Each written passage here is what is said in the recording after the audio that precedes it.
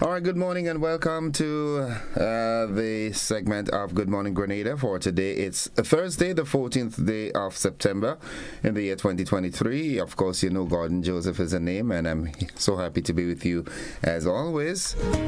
It's 22 minutes on to the hour of 7 o'clock. Good morning, whatever you're doing, whatever you're attempting to do. Just be strong, be positive, be good today. Today is a good day. This is the day that the Lord has made, and of course, we'll rejoice and be glad in it. All right, let's get to the program. We're running slightly late, but we're gonna get it through. We've got the word of the day today. It is a noun, and it is the word harbinger. Harbinger, and it is spelled Harbinger. And a harbinger is something that foreshadows or gives an early indication of something that will happen in the future. All right? Something that foreshadows or gives an early indication of something that will happen in the future. And here's how we can use that word. When the star running back went down with an injury in the team's first game, it turned out to be the harbinger of a disappointing season. Yep. Learn to spell that word, learn to pronounce it. Most importantly, learn to change it, interchange it, and use it in your speech and your writing. It will enhance your vocabulary, all right? Remember that. Good morning to Nadisha. Nadisha, people starting to get, kind of jealous, say only Nadisha name a calling. Good morning nonetheless. And the folks inside of Cafe in St. Andrew, Cafe and surrounding areas, good morning, Miss Holmes and family, Louis and Nakita and Ryan and the entire family, the Sanderson family out there. Good morning to you. Good morning to you. Kitty Cat out there in Bacolet, and family, good morning to you. The thought of the day is very simple. Don't compare yourself with others. Instead, recognize what makes you happy and focus your energies on doing that well. Don't compare yourself with others.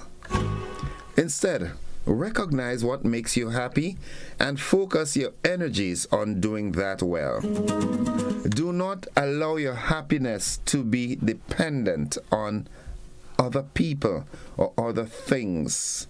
All right, external forces. Happiness is something that comes within, because the life that we live today, no one seems concerned about anyone's happiness, right? The world has become a selfish place. There are folks who seems to have their main purpose in life to make other people's lives miserable. Saying things they don't know, doing things that are not good, and that's just the way life is. So if you are going to depend on external forces to make you happy, you better think again. It's not going to happen. Happiness is a state of mind. Do you. There are some good people around, there are still some good people amidst, all the chaos and all the bad mind, how we like to call it, locally, bad mind.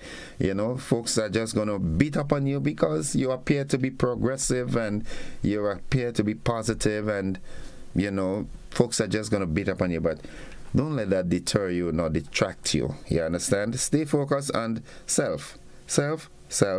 Yeah, of course, you need to interact and so forth, but okay, I'm going to stop here on this note.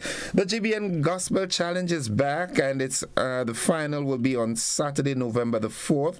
However, the auditions will be held on Saturday the 23rd and Sunday the 24th of September. That's this month. It's right here at the GBN Television Studio on Observatory Road. It starts from 10 a.m. and runs through 1 p.m. on both days. Now, 2023, it's the Mogo edition, music of Grenadian origin. So that means in the final, folks, the finalists will be expected to perform an original piece. All right?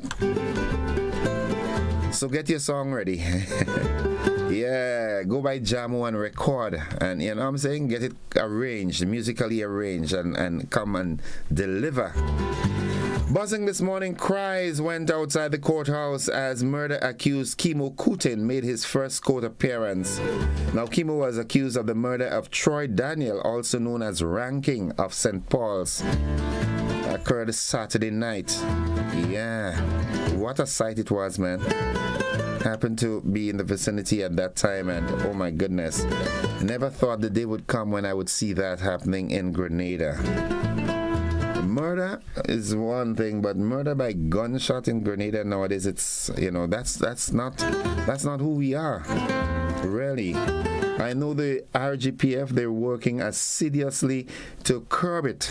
Good morning to Superintendent Issa Pierre, tasked with a great responsibility, but I know you and I know your capabilities. I know you will deliver, all right?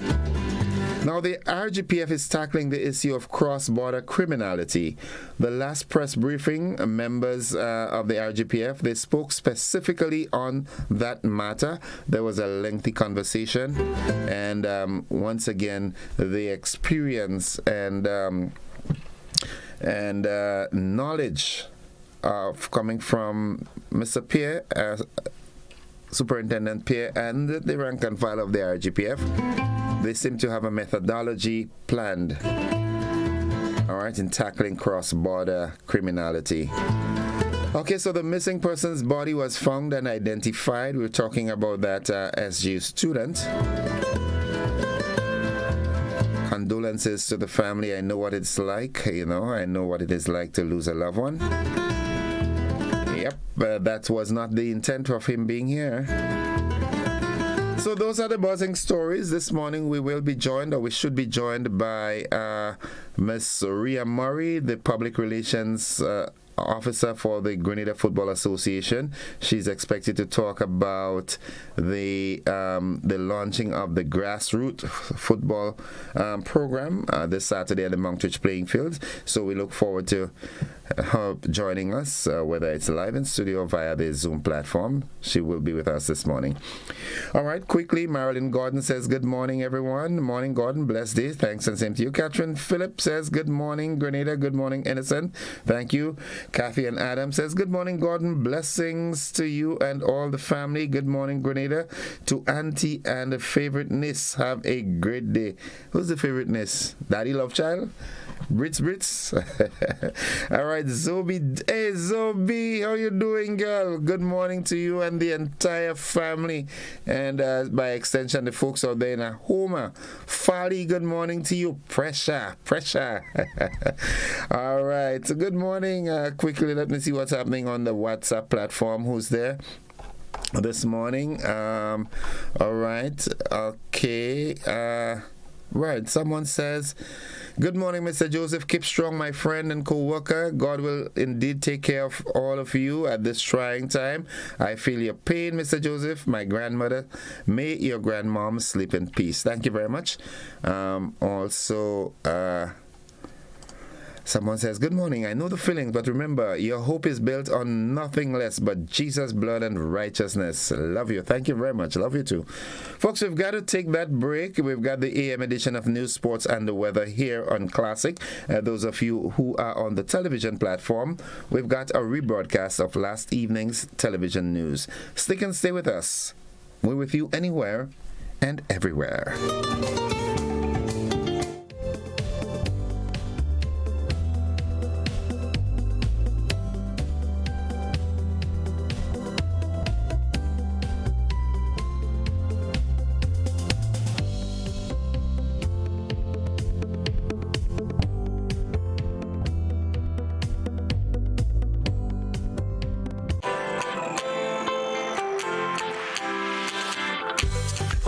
Someone to help you to your feet.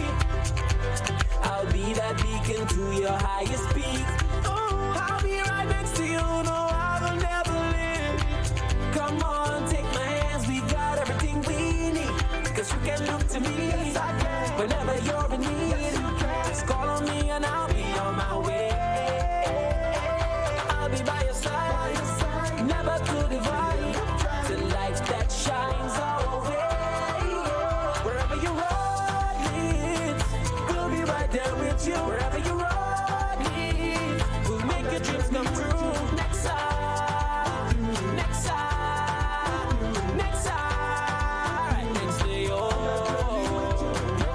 AXA Credit Union, with you wherever your road leads. Good evening. This is GBN's News at 7. An extensive search for Liam Fisher came to an end on Tuesday night after his decomposing body was finally discovered. Beverly Telesford reports. The body of missing Canadian medical student Liam Fisher was discovered in Marion St. George on Tuesday night. This tragic news has shaken Grenada as efforts to locate Liam had been ongoing for most of the day on Tuesday after he was reported missing. His disappearance sparked a widespread search and concern among the SGU community and local authorities. Numerous volunteers, including fellow students and law enforcement agencies, joined forces to find him by combing through the area he was last seen on Saturday following a hash exercise. Despite relentless efforts, the search had unfortunately yielded no results until last evening, when a partially decomposed body was found in proximity to where Fisher went missing. The body was not identified until Wednesday afternoon. The circumstances surrounding his death are still under investigation, and authorities are working diligently to gather information to determine the cause of his death. Many question why no significant alarm was raised about Fisher's disappearance until Monday. GBN reached out to well-known hasher Ian Blakey, inquiring about the protocols before and after hashing. Blakey says with ranges from 100 to 200 hashes weekly, there are guidelines which must be followed to ensure an uneventful hash experience. Everybody puts their name on a list at the beginning. They are then meant to tick their name off at the end. That does not always happen, and there's always a little bit of leakage through people who forget to tick their name off or don't bother or get distracted. And so it is not immediately worrying if somebody's name is not ticked off. That said and done, nearly always there's a complete set in and a complete set out, and everybody accounted for. Anybody missing, their name, not ticked off on return, their names are read out, and they're asked either to go to the place where the lists are held and tick their name off, or anybody who knows who they are or where they are is asked to check in on their behalf and say what happened to them. Blakey maintains that Grenada has one of the safest hashing protocols he has experienced over his 23 years of hashing. But given that we get between 100 and 200 hashes every week, and sometimes quite a lot more than that, I think it has been remarkably accident-free. There is always a talk at the beginning of the hash by the person who set the trails to tell people what to expect. So if there is anything difficult or anything to look out for, that is mentioned. Grenada's got one of the healthiest hash groups in the world, and I think a lot of precautions are taken, and the precautions are getting stronger as the numbers increase. The St. George's University issued a statement announcing the passing of the Term 2 School of Medicine student. Out of respect for the privacy of the student's immediate family, the university is not releasing further information at this time. Students, faculty and staff affected by these events have access to support from SGU Psychological Services Center. Reporting for GBN News, Beverly Telesford. The Royal Grenada Police Force is deeply concerned about the increase in cross-border criminality, particularly in relation to the surge in gun violence. Collaboration and information sharing with neighboring countries will be intensified to enhance border security and prevent the smuggling of firearms. Beverly Telesford has more. Head of the Criminal Investigations Department, Superintendent Issa Pear, says the Royal Grenada Police Force will foster interagency collaboration to address the issue of cross-border criminality, particularly in relation to the surge in gun violence. He said going forward, the RGPF will put more emphasis on shared intelligence and shared efforts to deal with the possibility of cross-border criminality. Because Grenada is a porous country, we have porous borders, one can never eliminate the possibilities and the movement of persons connected to the underworld. We will be engaging. I've already spoken with my drug squad counterpart with respect to interagency operability. So we'll be looking at what we can do in order to gel the intelligence and our efforts in going forward. We do not want to work in isolation of each other. Police believe criminal networks are taking advantage of Grenada's geographical location, which makes it susceptible to smuggling and illegal trafficking of firearms. The proximity to neighboring countries makes room for opportunities to transport weapons across borders, making it difficult for law enforcement agencies to track and intercept these illegal activities effectively. Assistant Commissioner of Police Vannie Kerwin, during a press conference on Tuesday morning, said with the return of Superintendent Pierre as head of the Criminal Investigation Department from September 4th, 2023, there are new strategies to arrest the illegal gun situation in the country. One of those strategies being implemented is a review of gun licenses. Yes, there are considerations that are being given to how firearms are being made available to members of the public, the application process, what needs and needs not be done. So to answer you, yes, there are discussions that are happening as it relates to processes for issuance of licensed firearms. Meanwhile, the return of Superintendent Pierre has allowed more officers in the field to assist with solving the remaining unsolved murder cases. A suggestion from the opposition New National Party for the government to consider seeking international investigating agencies to assist with solving crimes on the island is seen by Assistant Commissioner of Police Vannie Kerwin as not necessary. I don't think that there are anything at this point that is beyond the resources, beyond the experience of our local police officers that we need to go outside. However, having said that, no amount of assistance is too much. But I don't think we are at the point yet where we believe that we need external help in any of the matters that we are currently investigating. Reporting for GBN News, Beverly Telesford. A 29-year-old murder accused made his first court appearance at the St. George's Magistrates Court on Wednesday. Rena Pierre Thomas filed this report.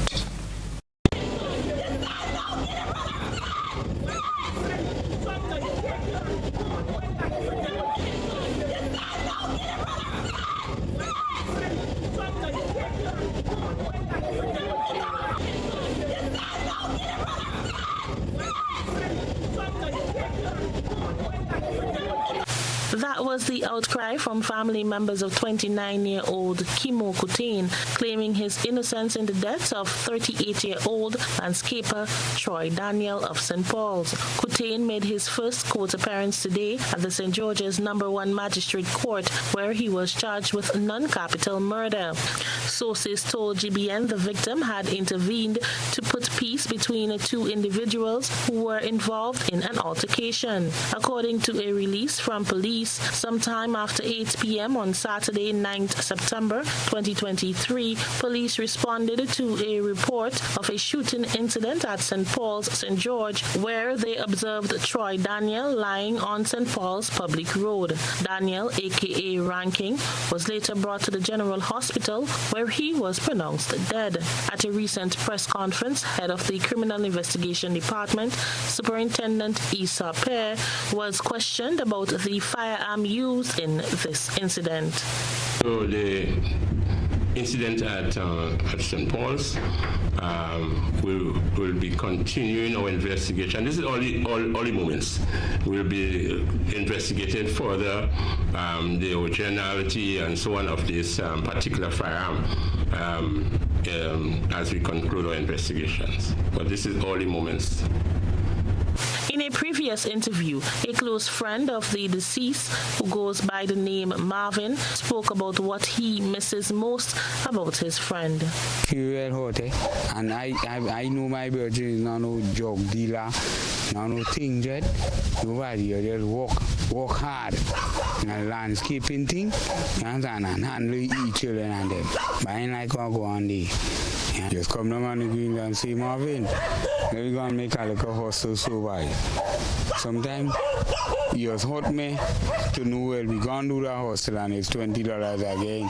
But I say, that's friends. You understand? I continue like me and he alone doing it. Coutain will have his next court session via Zoom on October 4th, 2023, followed by a third court appearance in person on January 12th, 2024. For GBN News, I am Rena Pet Thomas reporting. Telescope St. Andrew resident Shaka Crony, who was arrested and charged with the offense of non-capital murder in connection with the death of primary school teacher Kendon Berkeley, made his first appearance before Magistrate Keena Marast Victor at the Grenville Magistrates Court on Wednesday. Nisha Paul attended and filed this report. It was an emotional ordeal for some individuals as 26-year-old Shaka Crony was escorted to and from the Grenville Magistrates Court on Wednesday morning. He is facing a non-capital murder charge for the death of primary school teacher Kendon Berkeley.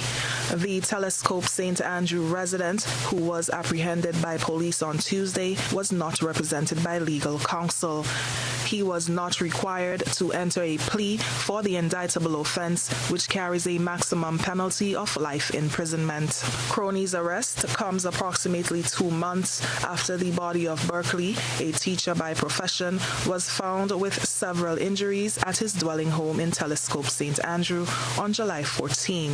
GBN understands that the murder accused was employed by the deceased, who also operated a catering business in the Big Parish at the time of his death. He has been remanded to the Richmond Hill prison and is scheduled to make his second court appearance on October 4th. For GBN News, I'm Nisha Paul. Welcome back.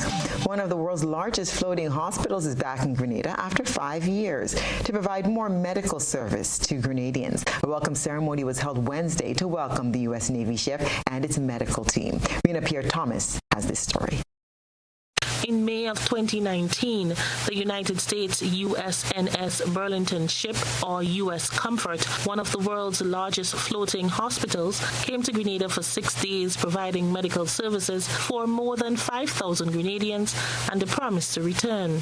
Today, they are back and once again ready to render their services to the nation. During the ship's visit, the U.S. Navy medical team will work alongside Grenadian medical personnel to provide care in community clinics. Permanent Secretary in the Ministry of Health and Wellness, Naomi Jeremiah, spoke on the purpose of the visit, pointing out that it also ties in with preparedness for and in response to a disaster. Veterinary medicine, disaster management, women's peace and security, and public affairs. Other areas of assistance includes preventative maintenance of our health centers in the areas of electrical. Then we have training and disaster management, tabletops exercise, and we had all these activities comes where we pull in a lot of our stakeholders. Some of our stakeholders include NADMA, social services, among others, Royal Grenada Police Force. The mission would facilitate training in patient care and stop the bleeding, among others.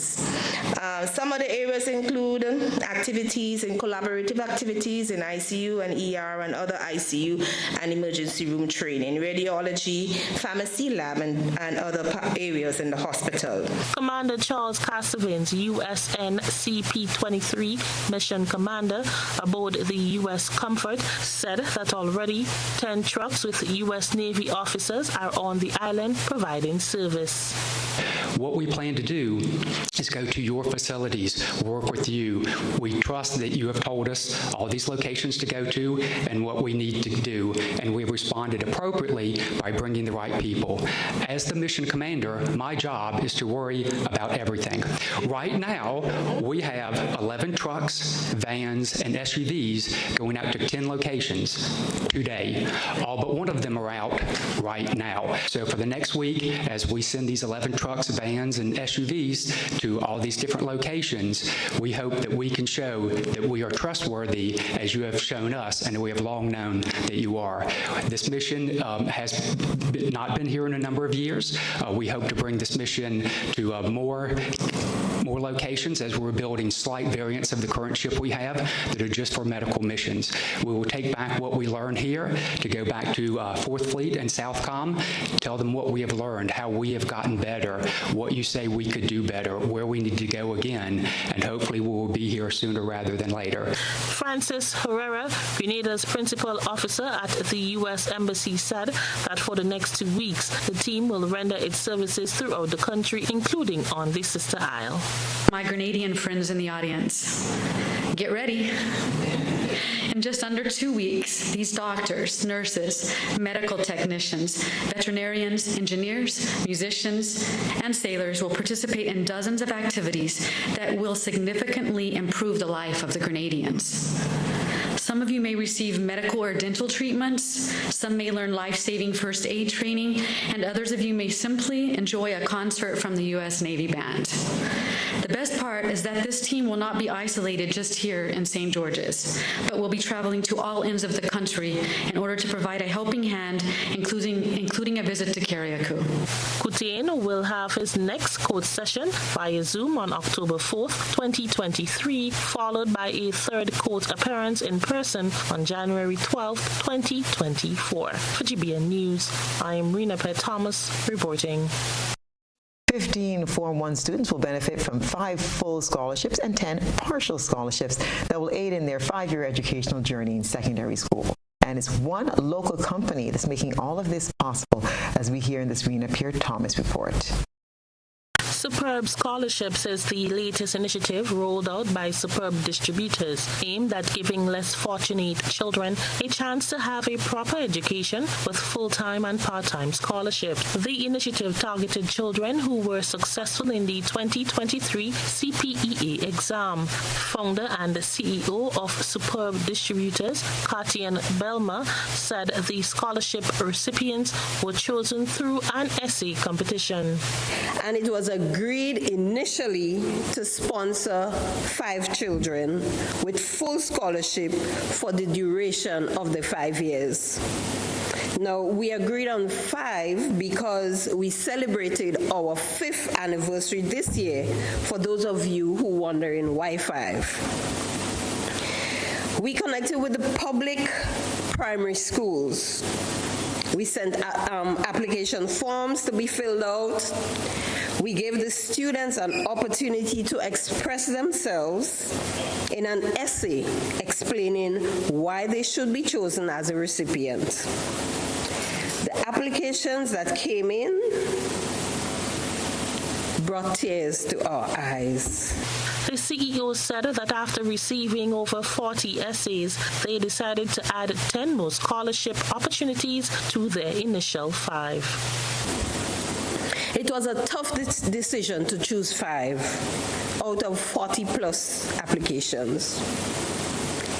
We interviewed 13 students and agreed that 5 of the neediest will receive full scholarships for the 5 years, and 8 will receive partial scholarship for the first year. In addition, we are elated to announce that 2 of our very own Superb team children who also were successful in the CPA exam, they are also recipients of a partial scholarship. So that makes our number of partial scholarships to 10 and our full scholarship to 5. At a ceremony awarding the 15 students, guest speaker Arthur Pear reminded the candidates of the importance of education. He explained that succeeding in life is as easy as being a good student once they pay attention, work hard, and give it their best shot. Is first and foremost focus on your schoolwork. You have to focus on it because that is what you're going to a secondary school to achieve, some degree of success. The games and so, those are small things on the side. So your attention, your energies, your mental capacities, everything that you want to become, you must focus on learning. Focus on self-development. Okay? So when you have to study, you put aside some hours to study. For GBN News, I am Rena P. Thomas reporting. The beautiful work of nature was caught on camera. It's time for you and I to take a peek into the GBN Eyesore lens. A good eye captures all. GBN Eyesore is brought to you by Clear Vision.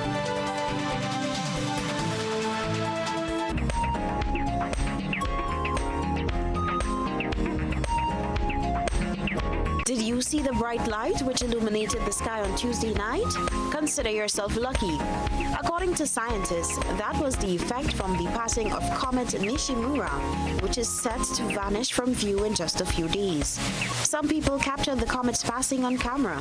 Comet Nishimura has an estimated orbital period of 435 years, meaning it won't be back again until the year 2458.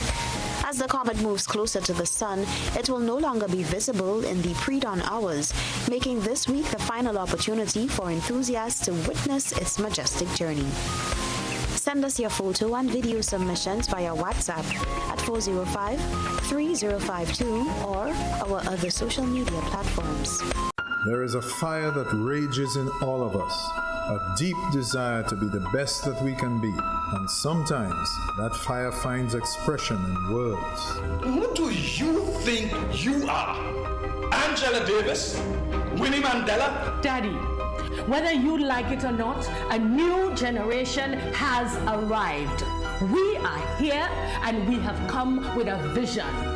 You sure is not television all you come with? The Fire to Dance, a new exciting full-length drama, written and directed by Chris DeRiggs and presented by Heritage Theatre. Opening Saturday 16th September at Grenada Trade Center and running for 2 weekends, 7 p.m. nightly with a star-studded cast. Come with me, Sophie. We have worlds to conquer. Come out and feel the fire in the Fire to Dance, starting September 16th. Don't miss it. This ad is sponsored by the National Lotteries Authority, supporting sports, culture, and nation building. Get ready, get set, and head down to Quartz and Quartz Optical now for Beat the Clock. 4 days only. Wednesday the 13th to Saturday 16th of September. Rush down to Quartz and beat the clock for great offers for doorbusters, to BOGO, employee pricing, with your discount and more. All on credit purchases, 24 months and over. It gets even sweeter with nothing down and nothing to pay until January 2024. That's right. Shop at Quartz from September 13th to the 16th and pay absolutely nothing down and nothing until January 2024. Get ready. Get set. Go down to Quartz and Quartz Optical. Quartz, bringing value home.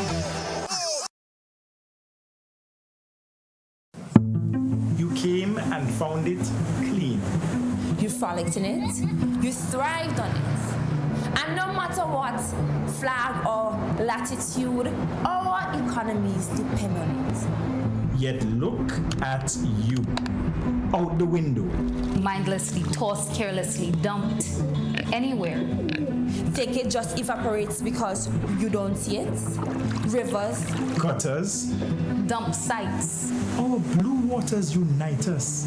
Each singular act multiplies the pollution that plagues us, that threatens the green and blue that sustains us. But we can alter this cause. If we put waste to work. Not dumpable. Bankable. Reuse it. Repurpose it. Recycle it. Create jobs. Build industries. It takes just you. You. And me. To translate green actions into blue oceans. If given a chance, your plastic would choose to be put to more beneficial use. Choose recycling. Served Grenada for decades, we are the #1 and largest electrical supplier. Hi, welcome to Sunny Electrical. How may I help? We offer electrical wire accessories, tools, and appliances for all residential, commercial, and industrial applications, which is what we are known for. And we expanded our products with new innovative ways to modernize your home. New homeowners will be captivated in our lighting showrooms. Some more pendant lights here. These are very multifunctional because they can work for kitchens, living rooms, bedrooms. We have a wide selection of lighting, ranging from indoor to outdoor and solar. We are also available for site visit services to assist you with selecting the perfect light for your forever home. We are located at Dusty Highway in Grenada and St. George. Sudden Electrical. Best value, expert advice, quality products. We hope to see you soon.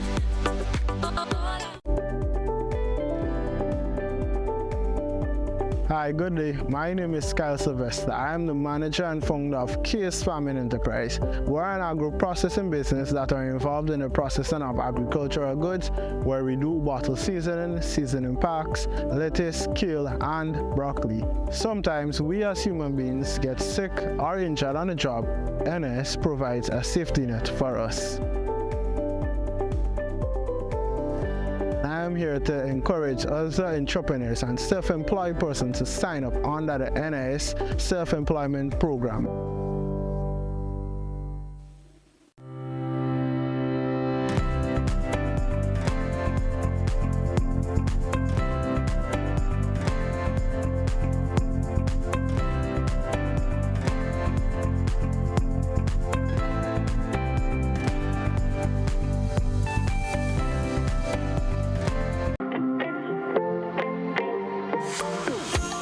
So it begins, a journey like none other. Every moment has the potential to be unforgettable. Bring home a piece of the tropical green forest with every emerald. Capture the sparkling light of flawless water in a diamond. Make the sunrise and sunsets last forever. With precious colored gemstones, the essence of happiness is in our most precious memories. So, when it all comes to an end, bring home something that will last forever. Colombian Emeralds International.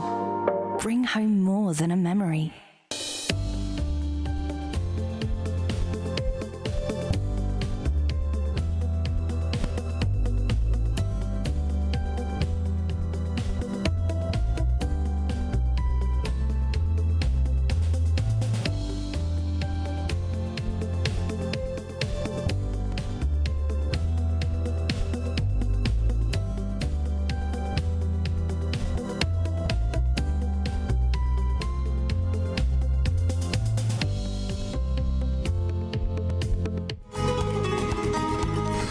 Welcome. It's 16 minutes after 7 o'clock. It's that segment of the conversation, and as you realize, you notice that I've got a huge contingent with me this morning, and I feel honored to be sitting in the midst of such greatness. Wow. GFA. It's about time you bring the Honorable Marlon Glean to my program. I haven't interviewed him yet. I haven't put him under the microscope as yet. Okay, Ria? All right. So that's an invitation to the definitely. president. Yeah, definitely. Marlon, good morning. All right, we've got to converse. We've got to talk. Folks, we're talking soccer this morning. As I told you earlier, I thought it would have been Ria alone, but she came with backup. All right.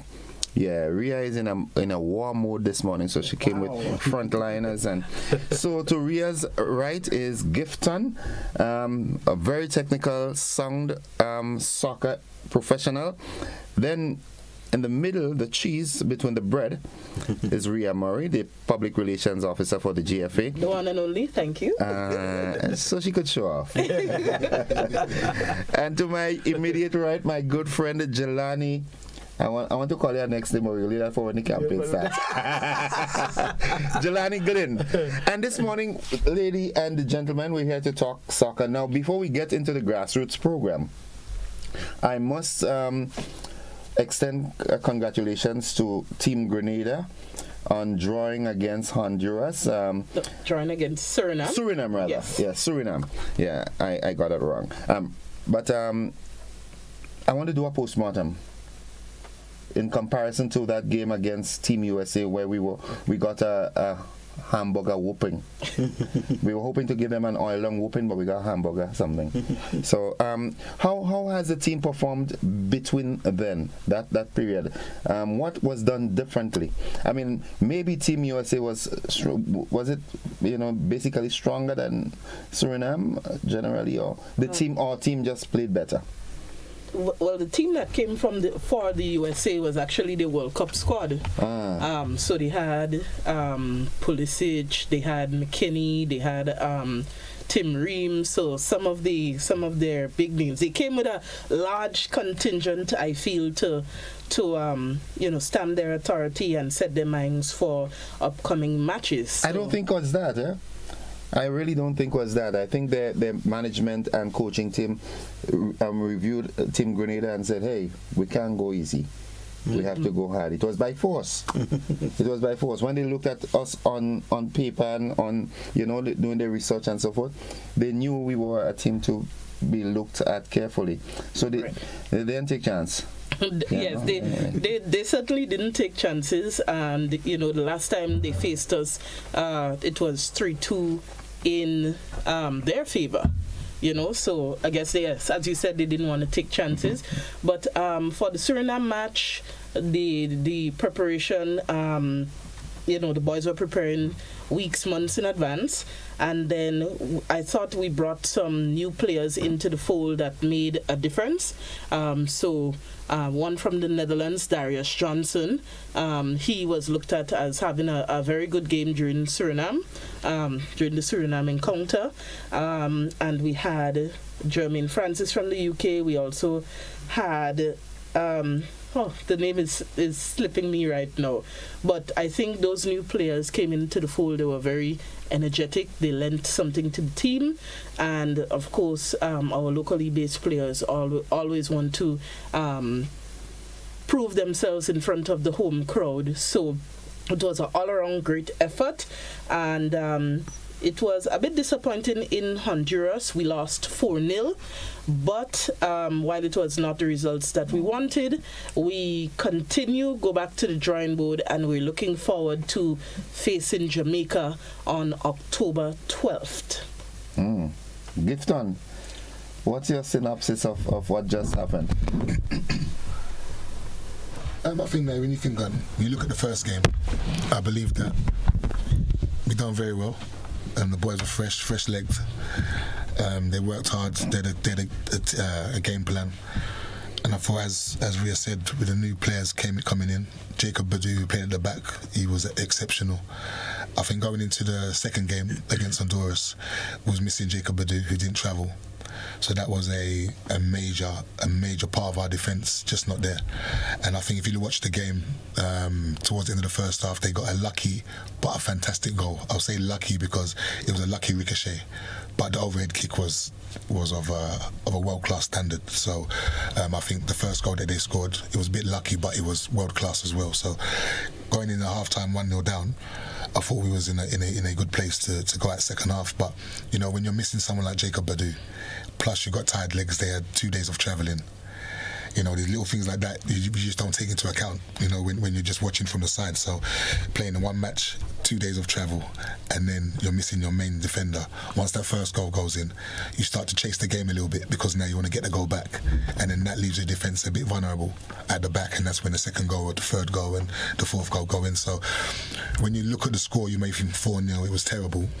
But if you look at the overall performance of the boys and you take in consideration all the other little elements that went into it, I think that we are in good stead with the manager. Okay. Jelani?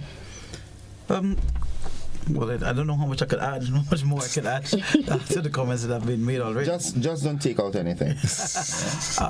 In my view, though, you look at the USA game and you look at the Honduras game, I make the Suriname game a bit of the exception because Suriname also lacked a bit of their heavy hitters coming to our shores.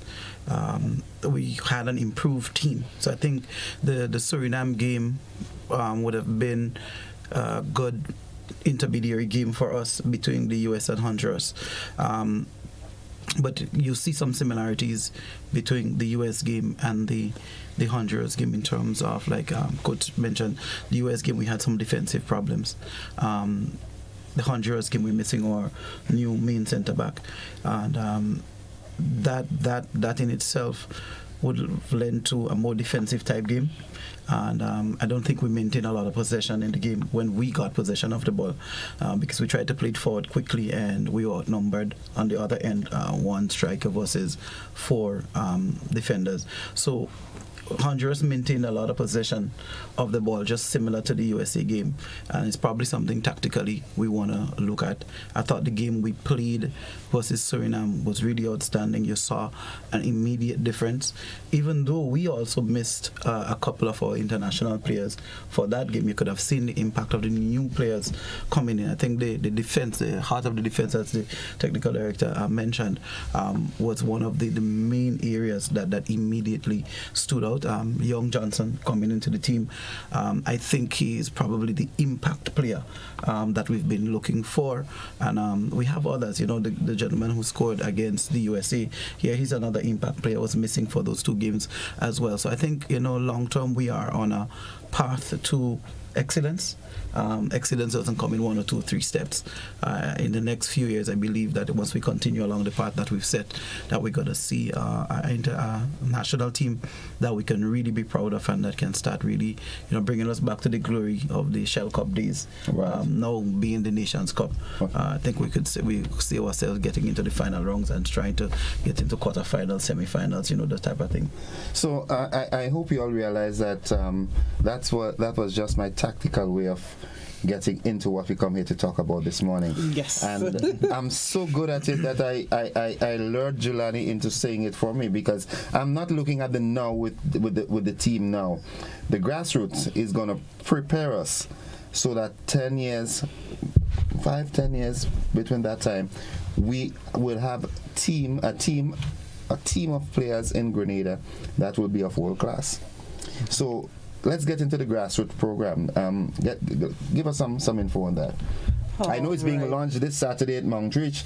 I'm happy that it's being launched in my second home village. You know, Montreach, that's my second home village, you know. That's where my parents are from. Right, good. All right. That's why you're a good girl. Yes. Right. So give us some information on that. All right. Well, Jelani is the coordinator, and Jelani and our technical director have been working tirelessly over the past few weeks, you know, setting everything in motion. So I'll hand it over to Jelani. All right, thank you, Ria. Yes, so you're correct. This Saturday, 9 a.m. Montreach, we'll be launching the GFE Grassroots program. It's our hope for the future. If we wanna have, you know, a strong national team, we need to have a plethora of international players. As you can say, if you want international standard football, you got to have international players playing the international standard game, which we don't really have locally. So that means we have to get our young players, or young talented players, on a platform where they can get the opportunity to get into the international game. And as such, they will be playing in the conditions and so forth that would lend itself towards, you know, the standard that we would like to see from them. Sometimes I think it's unfair to ask, you know, the local players to play to that standard when the conditions don't exist here for them locally. That being said, the professional players do not get to where they are just one day getting out of their beds and deciding, hey, I want to be a professional. You know, kids started, you know, when they're 5-6 years old, learning the game, learning the nuances of the game, the technical parts of it, growing their physical strength and so on as they go through the game. And that is what we want to create. There is no reinventing of the wheel here, so to speak. This is a proven method, and we're looking to launch this program across the entire country. We'll be doing 3 launches in the immediate, and then on the 4th week we're going to open our centers across the nation, where we're going to begin the registration process and so on.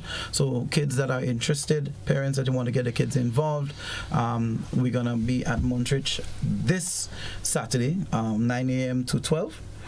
Next week we're going to be at Montrouge, and the following week we're going to be at Carriacou.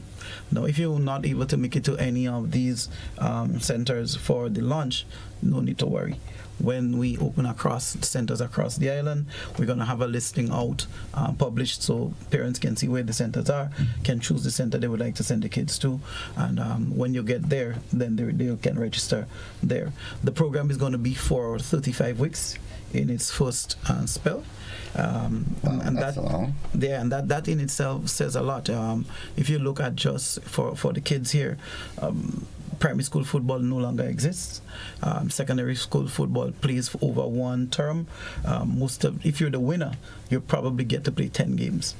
Now we're looking at 35 weekends of the kids actively engaged in football since the age of 5, 6. Like you said, in the next few years, think of what that development can look like, the talent we can see coming through.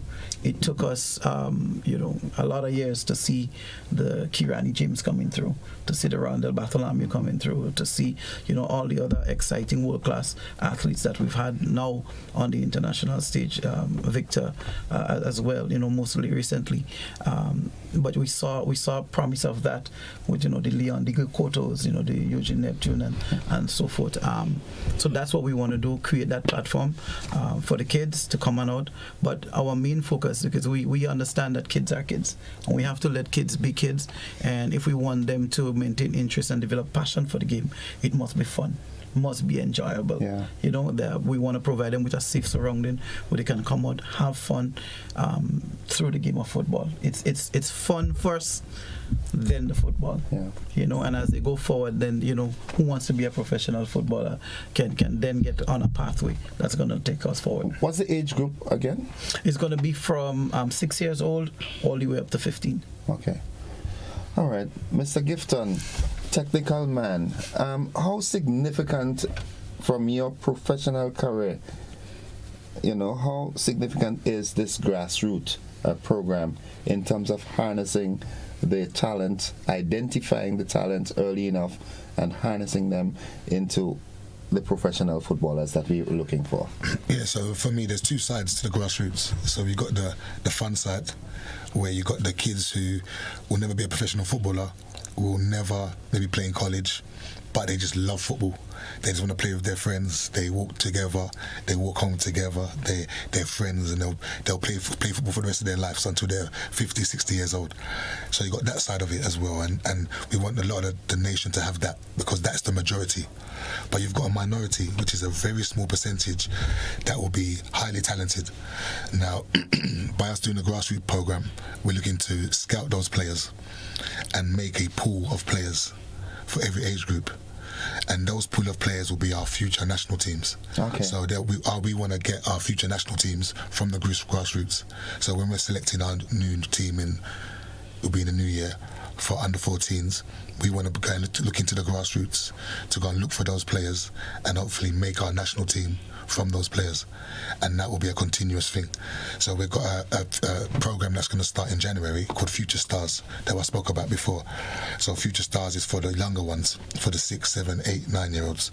So we'll be starting that in January, and we'll be picking the kids that we see in the grassroots, picking them out, and they will be our I won't say I don't want to use the word special, but they will be our promising kids with potential. Primary targets, primary potential that we feel that they could be our future in the national team. And every year we'll assess it, and maybe some players will come in, some players will go out, and we'll assess it every single year. But as you said 5 to 10 years, I say 8 years. Okay. That's what's in my head. So I think that right now, if you get a 9-year-old, 10-year-old right now, and you work with him for the next 8 years, that child, by the time they're 18, hopefully should be good enough to play in the men's national team. So it's going to be really interesting how this all goes. But there's a program to it, there's a system to it, and we'll only find out in hopefully 8 years. I want to ask you this question. I don't want to. I'm going to ask you anyways. All right. In your experience playing soccer internationally and coming back home, this is home, right? Yes, this is home. Right, this is home. And looking at our football program, do you think there is any semblance in terms of facilities and technical staff and so forth that can really take the talent that we have and bring them into professionals like yourself and the others? Yeah, right. So if we look at the coaching standard here and I compare it to the coaching standard in England, then it is a bit lower. But I believe that's the thing where England is it's been established for many, many years.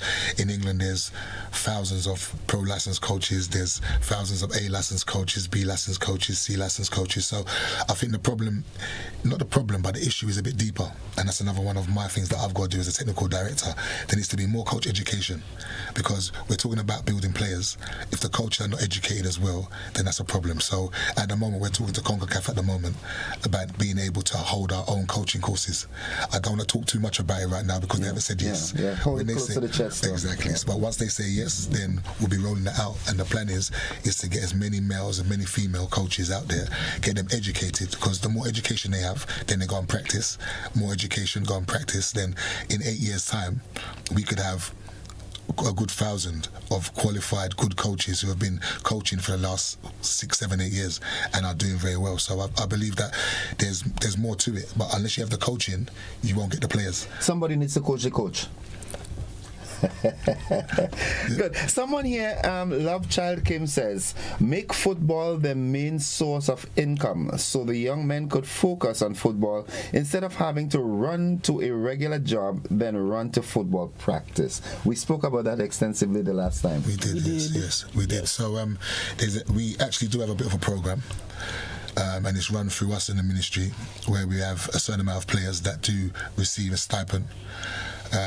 When a player is young, that stipend is enough, and they can come and train it, and it's a program that we're going to restart again, because it was there before and we're going to restart it. But when a player gets a bit older and they have families and they have children and they have things like that, it becomes a bit different, right? So you need to go and hunt for that extra money to sacrifice for your family. As it is at the moment, there's not enough money in football to do everything. So we're talking about the national teams, we're talking about flights, we're talking about hotels, we're talking about grassroots programs, we're talking about coach education programs. So we're trying to do all these things to pay. Whatever you do for the men, you have to do for the women. Yeah. So if we're going to pay 25 men a regular money that someone with kids and a wife and kids and house and stuff like that can actually live off, and to do it for the women as well, we just don't have that. The financial backing is not there. So it would be nice to do these things. It would be very nice. If we could, it would be ideal if we could say, here's 25 spots for men, 25 spots for women. We're going to pay you a good wage where you can live and feel comfortable and live your life. That would be ideal for us. So if there's any sponsors out there that would like to get involved and would like to help us on these issues, I'll listen to anyone. But right now, financially, we just don't have that. I hear, in other regions, when I listen to the amount of money that FIFA spends in other regions as it relates to football development and so forth, is our region getting its fair share to really, lift our standards to make it comparable with other places like Europe and North America and South America and so forth? Because when I listen to the news, man, FIFA seems to have a lot of money that they're pumping in a lot of other areas except the Caribbean region. Am I correct, or am I being, biased? No, FIFA are pumping money into the Caribbean as well, and there is programs. But is it comparable with what they're spending in South America and Europe and so forth? Yeah, I believe so. Okay. I believe they are looking into, and they're looking into specific things of what you need. So for us right now, we've got our development centre that we're trying to develop. So we're working with FIFA right now to get that over the line. So there's other things that we are working with, and with us getting our development centre, that then brings us facilities where we can do courses and we can do other stuff. So it's a process. It's a process, Okay. and what it is, I find that we are just behind. That's generally what I find. So where maybe other nations are, the other nations, what you'll see is now in the public, because they've done the 5 years of groundwork before. So we're in that process of doing the groundwork right now. So in 3 or 4 years' time, when we have our training centre and we have the women playing there and the men playing there, we have all the national teams playing, and the grassroots program is really flourishing, everyone then will be saying, oh wow, it's looking pretty, but they wouldn't realise that it started 5 years ago. Okay. Does that make sense? All right. Someone says, Antonio Zikiri says, as a follower of European football, especially Manchester City, my team, I think the level of football need to change, because the style of soccer played in the diaspora is long passes where the field is stretched, and also the game goes back to the keeper and developed till a space is found to find a goal. But in Grenada, maybe because the size of the field in the inter parishes, we use playing small field football. So, and the international stage, we don't have the duration, but the fields aren't they standardized, the size of a field and so forth? Yeah, I don't think the size of the fields are any different. There's a difference. There's a minimum and a maximum you can have. Okay. So as long as the field is in within the minimum and the maximum, then you could. There is a bit of range, but you can have. But when I look at the style of play in Grenada, you've got to look at the coaching, you've got to look at the culture, you've got to look at the heat, you've got to look at many things. So you go to England, you can run for 90 minutes, no problem. And you can press hard and you can work hard, because you're playing with drizzle. When over here, the games are played at a certain time when it's hot. So the style of football is a little bit different. So that's why it does get a bit stretched. Now there are things that with coaching education, hopefully coaches will get more educated. They'll look out and look at different areas. So some coaches only look maybe in the Caribbean. They need to look in England, they need to look in Europe, they need to look in South America, look in America, see what other coaches are doing, reach out, get some more experience. We want to, hopefully this will be a part of the time when we do trips to England and we do trips to Europe or wherever, to go and look at other environments, to see what they're doing in other environments. The more we educate our coaches, the better the game will look. But that's, as I said, that's a period of time. I've been following Marlon's, vision and so forth, and I think with a little time, Marlon is really, and his team, his technical and administrative team, I think he will make some remarkable strides in the development of football. Folks, we need to take a commercial break. We'll be back after these messages. We're having the conversation this morning, and we're talking soccer, primarily the grassroots program, the GFA grassroots program that is being launched this Saturday. We'll be back after these messages.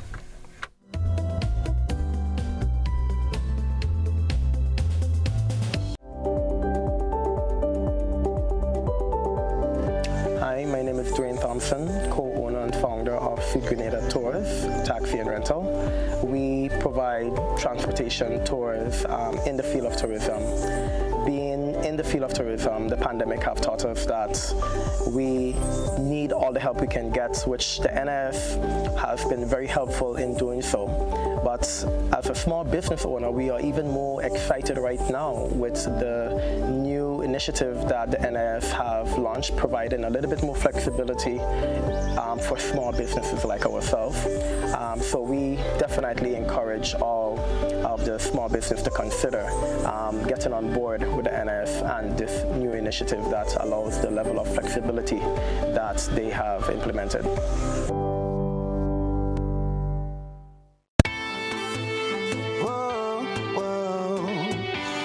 Box we say, yeah.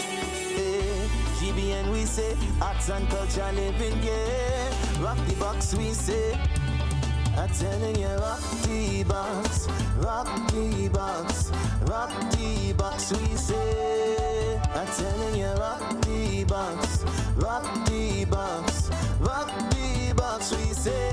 We'll be jamming here on a Thursday. The biggest party in sport is back. and WCPL return with more action than ever before. Are you kidding me? Watch the biggest names in cricket battle it out in the race for glory. Brilliantly.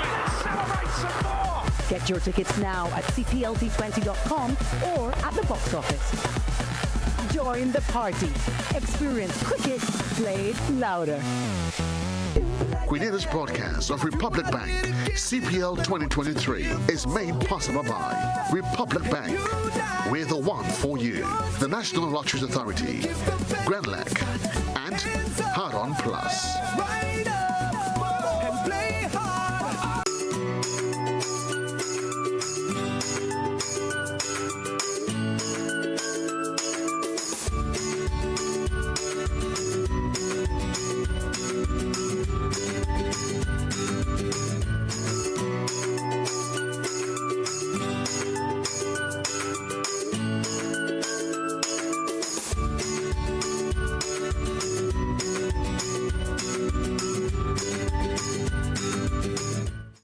GBN Television News at 7, a pulse on all things Grenadian. Look out for our new features through expanded synergies with our media partners in Barbados, St. Lucia, Jamaica, Trinidad, and beyond. Capturing the latest in news, sports, weather, and entertainment.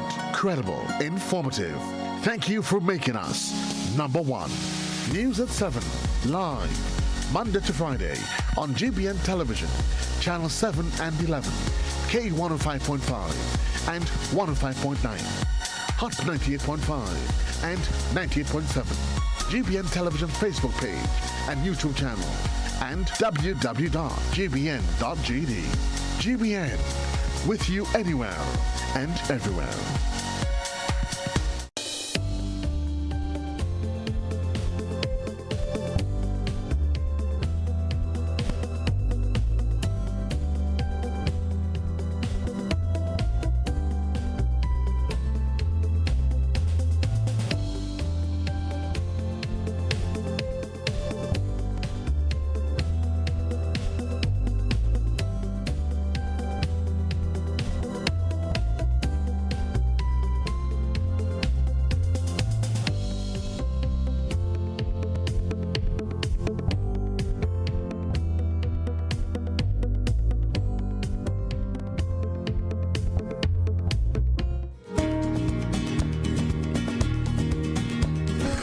Welcome back, viewers and listeners. The final moments with the Team GFA.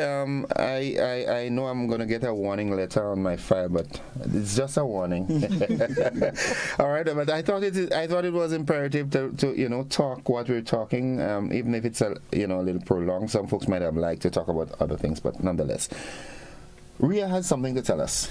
Yes, so I just wanted to underscore the importance of the grassroots program to the president and the new administration.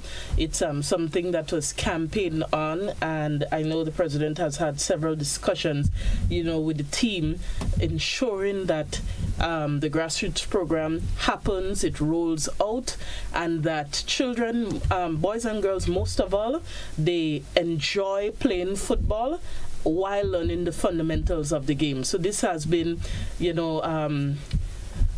in the making, and he has been pushing to ensure that the grassroots program is done, because he knows the importance of it, and it will be indeed the foundation in which everything else in Grenada in terms of football comes from. Okay. A sporting enthusiast, my good friend Kim Fullerton. Kim, you're still in Texas, right? I understand you were in Grenada and you did not look for me to have a ginger beer. Yeah, that's so uncouth of you. But nonetheless, we'll make up for that. Kim is saying, what's the plan for training and development of grassroots coaches so we can produce a better youth players? Yeah. Well, I'm happy that question came up, because that's one of the benefit, the perks of the grassroots program. So we're not looking just at future players. We need to understand that the grassroots program is going to cater for all of our future football players, fans, referees, administrators, persons who involved at various levels in the game. Probably our future national coach is going to be part of that program. May not even have started coaching as yet. But coaches involved in the grassroots program are going to have the opportunity within the cycle this year to have their D license done. If you didn't do it, it's because you chose not to do it.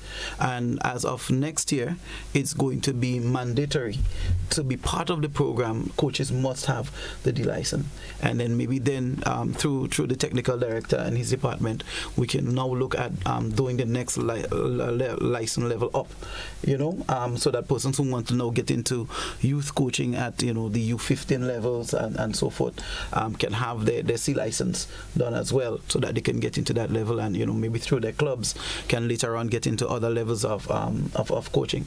So we do have a platform for the development of the coaches that are going to be involved. Unfortunately, we would not be able to get it all from the beginning. This program in itself is a pilot program. We're starting from zero, and we want to include everybody, no matter where you are, no matter the level, and then create the platform to train, to grow, to develop as we move forward. Okay. Okay. Well, so I just want, something came up. We just want to let the public know that it's free for the boys and girls to sign up, and then just let them know again how they can sign up. Yeah. So when you get to the field on at any of the launches or on the opening day of the other centers, the coaches and so on are going to be there. There's going to be a PA system there that's going to help guide persons as to what's going to be taking place. We're going to have the registration forms there, parent consent forms as well, because it's important to have the consent of the parents for the kids to participate. We're going to collect the information from the kids that we need to enter them into a database, so that we can now have the information we need going forward. For example, when the Superstars program comes into being, you have the information there already that you can select, you can get the information, get in contact with them, that type of thing. When the kids get there, they register. They're also going to be provided with their grassroots kit. So it's everybody's going to be uniformed. The GFA branded uniform. GFA branded grassroots uniform. That's a step in the right direction. Players as well as the coaches. Okay. Yeah, so that when we look uniform, we work better together. Of course. We see ourselves as the same team, trying to achieve the same objective. So they're going to be handed their kits, and then we're going to roll out onto the field with the coaches led by our very own TD in the launch programs, so that we get a professional demonstration as to how the entire day is going to roll out and go. So the kids are going to be engaged, in little drills and little matches and so on, 3v3, 4v4s, whatever the case may be. And we're just going to be a fun and exciting day. We're going to provide refreshment for the kids. Of course, the weather condition also, we've already catered to have the water, the Gatorade and so on present there for them to keep them hydrated throughout the morning, because we know what the weather is like right now. Okay. Yeah, so we're looking to have a bumper time. We want to encourage, again, like I said, once you're from the area, you're around the area, let the kids come out. Just get the kids to the venue. We're going to take care of them from the moment they arrive right up until we end. You can collect them 12 o'clock at the end. Okay. Gifton, any closing remarks? No, just apart from just come out. I mean, as Jelani said, if you're in the local area and you're a young kid or you're a parent who has young kids who love football or interested in football, doesn't matter their ability, doesn't matter whether you have the right boots or you're in trainers, or just come. Okay. Come and have fun. All right. Well, I'm going to extend that invitation to you all. I'm going to do this pro bono for you all on Saturday morning during my radio program. I can't get you all here, so I would very much appreciate a call from Mountrich, right under the almond tree there, and tell me how is it looking, what's the gathering like, So we'll look forward to that. Folks, thank you very much, and keep up the great work. Veronica Sandy says, I love football. Glad to hear that it's going to be a priority for the kids. Okay? All right, good. Folks, we've got to take that break. They've got to run off. I need to take a break, and then I'll come back with, as minimal of a conversation as we can have. Stick and stay with us. We'll be right back with you momentarily.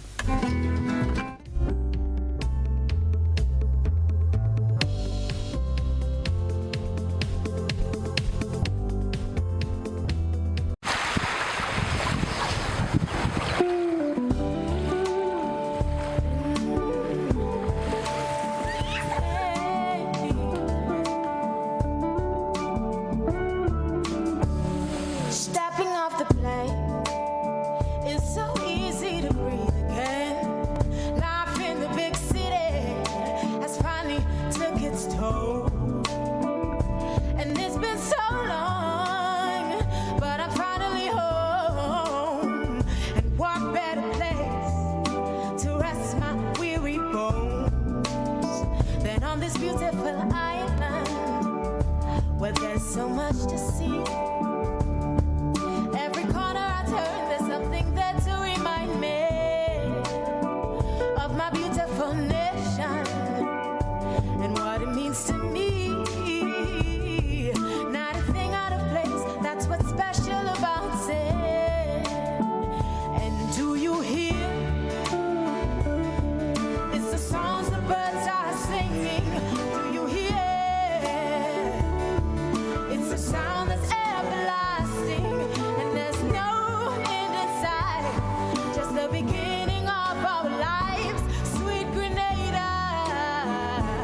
This is home, yes. And do you hear? It's the songs the birds are singing. Do you hear? It's a sound that's everlasting, and there's no end in sight. Just the beginning of our lives, sweet Grenada. This is home, home, home, sweet Grenada. Yeah, this is home.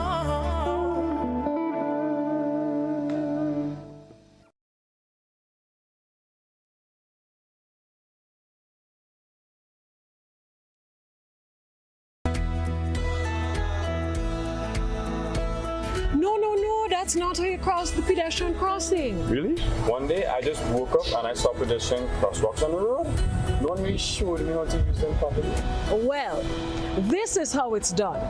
You never cross before doing these things. They might save your life. First, when you get to the crosswalk, you stop. You look left, you look right. If there's a vehicle coming, you put your hand out, making eye contact with the driver, indicating that you want to cross. And only when the vehicle comes to a complete stop, you quickly cross to the other side.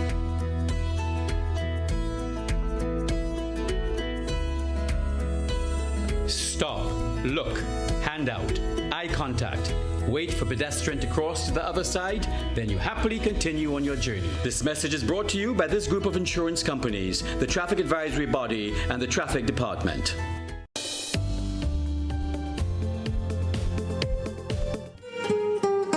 Welcome back, viewers and listeners, to the conversation this morning. We've got a window of 5 or so minutes that we can use, that you can, have an input, something that you'd like to share this morning. And let's do that. Let's go to the telephone line right away. Good morning, caller. Yes, good morning to you, sir. Welcome to the program. Thank you. And how are you doing today? Have a great day. Thanks, and same to you. Right. Now, listening to the whole situation there, and what is coming up to me is, how do we attract our professional back? Or how do we support our aspiring people to achieve? And it goes right back to commerce. Because here you're saying we doesn't have the finances to accommodate people, to pay them at a level, or to give them a permanent job as they grade themselves up. Do we have any businesses in Grenada who will sponsor a team and take responsibility for that team, to ensure that these guys could be taken care of and the family? No, because commerce is weak. The population is small, and we doesn't have the commercial turnover for the to challenge the business people to do that. So here again, it's the economy. We're talking all this money matters, but we're not saying how are we going to achieve these monies to engage, and it has to be through commerce. A small population, high cost, low returns. How do we get the business people to take these opportunities or responsibility to help us, or to bring our professional back, or to grow the talents that we have here? And I'm saying that, it hurts me so much to know that we can do it. We can grow the economy. We can do things to get things better. Okay. Why are we not doing it? It has to do with the business people and the government. do things to ensure that the economy grows so that commerce could take place. The population is very small. Okay. We have to grow the population. So there's a lot of things we have to do to be able to get to the point of the USA and the other. We could struggle. Okay. Thank you very much. Have a good one. Thank you very much for your contribution. Someone on WhatsApp says, let's be realistic. The economy cannot afford the kind of salary to upkeep a soccer team. How many sponsors are available in such a small economy, and how much of a contribution does Grenada provide to FIFA? All right, that's a good question. Let's go back to the telephone line. Good morning, caller. Hi, good morning, Innocent. Welcome to the program. Welcome. I listened to the program this morning, and it's very, very good for football. Okay. For football, because I've seen the future ahead bright, especially with the coaching, the little ones in the full uniform, and they feel like a footballer. Right, okay. But I just want to say that in training them, we should have linesmen too. Let them get the feel of a linesman when they're training in the young age too. You know what I mean? Okay. So they're hearing what they're seeing and they're knowing what the linesmen are looking for. Okay. Thank you very much. Okay. You seem to be a great football enthusiast. 3 minutes away from 7 o'clock, from 8 o'clock rather. What's wrong with me? Just turned 2 minutes. Can we accommodate one or two more callers? Be brief, and we can. Good morning, caller. Yeah, morning, Innocent. Morning to you, listeners. Welcome. Yes, I was interested in one of your hosts was talking about an 8-year period. When we were going to Germany, on the road to Germany, I remember Michael Mascom was on this program on GBN, and I was saying, why waste money knowing that we wouldn't do well? I'm watching Germany, why not start building so that in the same kind of period we would have better players and so on. And I was really cool. So it's interesting that the player is talking about, that the one of your guests. But at the same time, I need to say, on another topic quickly, in a sense, the police superintendent, Danny Comin, refuted an expulsion or something that from the opposition leader about the need for foreign people here. And I thought that you should, or your radio station should highlight that, because it's one of the contradiction again, as was when another police had told you that the extent to crime and so on was not as high. We need to really follow those things and not let those things linger in people's heads. Thanks. Thank you very much, caller. Thank you very much. All right. Let's accommodate that final call. All right, caller, please be brief. Good morning. Good morning, Innocent. I believe we could use modern technology and partner with your school or one of these people so that we can see what is going on at the football. Okay, all right. You mean to stream it live? Yes. Okay. Right.